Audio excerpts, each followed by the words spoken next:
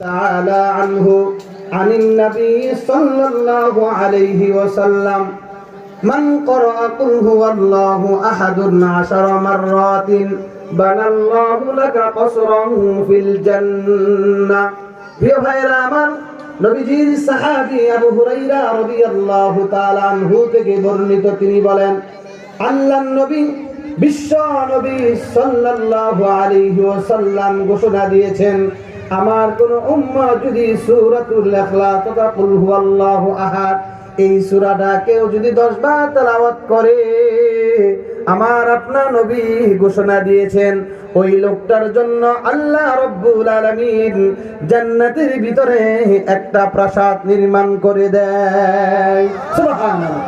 এরপরে নবীজি বলেন ওমান করাহা 20 মাররাতান আর আমার যে উম্মত সূরাতুল ইখলাস 20 বার তেলাওয়াত করবে আমার আপনার নবী বলেন আল্লাহ রাব্বুল আলামিন ওই লোকটার জন্য জান্নাতের ভিতরে 2টা প্রাসাদ নির্মাণ করে দেয় সুবহানাল্লাহ।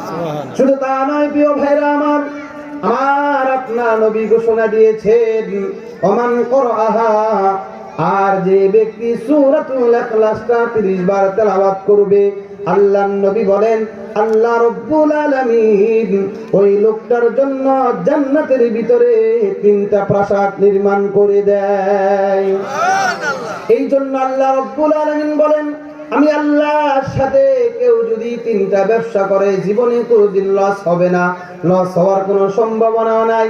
এর ভিতরে 1 নাম্বার ব্যবসা হলো ইন্নাল্লাযীনা ইয়াতলুনা কিতাবাল্লাহ আল্লাহ বলেন যারা কোরআন তেলাওয়াত করবে আমার যেই সমস্ত বান্দা বান্দিরা কোরআন তেলাওয়াত করবে আল্লাহ বলেন বান্দা যত বেশি কোরআন তেলাওয়াত করবে তার আখিরাতের অ্যাকাউন্টে তত নেক আমল জমা হতে থাকবে সুবহানাল্লাহ।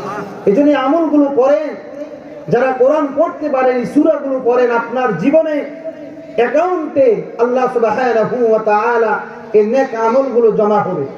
দুনিয়াতে শান্তিতে থাকার জন্য ঘর নির্মাণ করেন, টাইলস করে বাড়ি বানান সুখে শান্তিতে থাকার জন্য। মৃত্যুর পরে কবরের মধ্যে আমাকে যেতে হবে, আপনাকে যেতে হবে। সেই কবরের মধ্যে শান্তিতে থাকার জন্য আখিরাতের অ্যাকাউন্টে কিছু নেক আমল জমা করার দরকার আছে না নাই? এজন্য যারা পারেন প্রত্যেকদিন মাগরিবের নামাজের পরে সূরা ওয়াকিয়া তেলাওয়াত কামুস সালাম। 2 নাম্বার ব্যবসা আল্লাহ রাব্বুল আলামিন বলে আমার বান্দা বান্দি যখন আমি আল্লাহ রাব্বুল আলামিনকে সন্তুষ্ট করার জন্য নামাজ আদায় করবে বলেন তো আমি আপনাদের কাছে জানতে চাই নামাজ পড়লে লাভ হয় না ক্ষতি হয়? আর একটু জোরে বলেন লাভ হয় না ক্ষতি হয়? আমার আল্লাহ রাব্বুল আলামিন বলেন আমার যেই সমস্ত বান্দারা আমি আল্লাহকে সন্তুষ্ট করার জন্য নামাজ আদায় করবে তার জীবনে কোনো লস হবে না। আমি নামাজের ফজিলত বলবো না, শুধু কোরআন তেলাওয়াতের ফজিলত বলবো।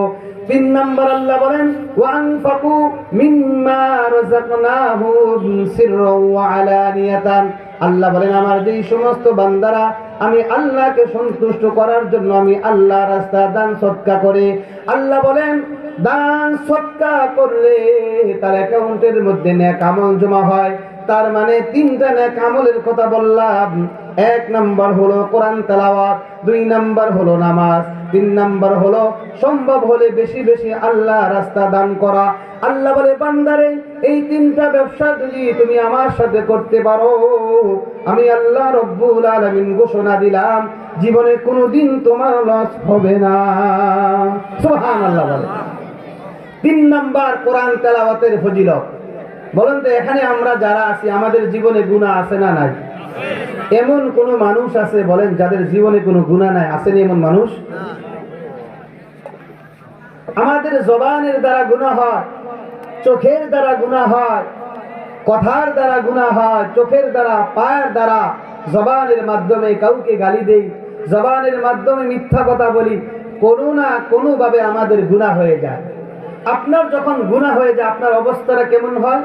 গুনাহ করতে করতে তার অন্তরের ভিতরে মরিচিকা পড়ে যায়। নামাজ তার কাছে ভালো লাগে না, রোজা তার কাছে ভালো লাগে না, হজ তার কাছে ভালো লাগে না, যাকাত দিতে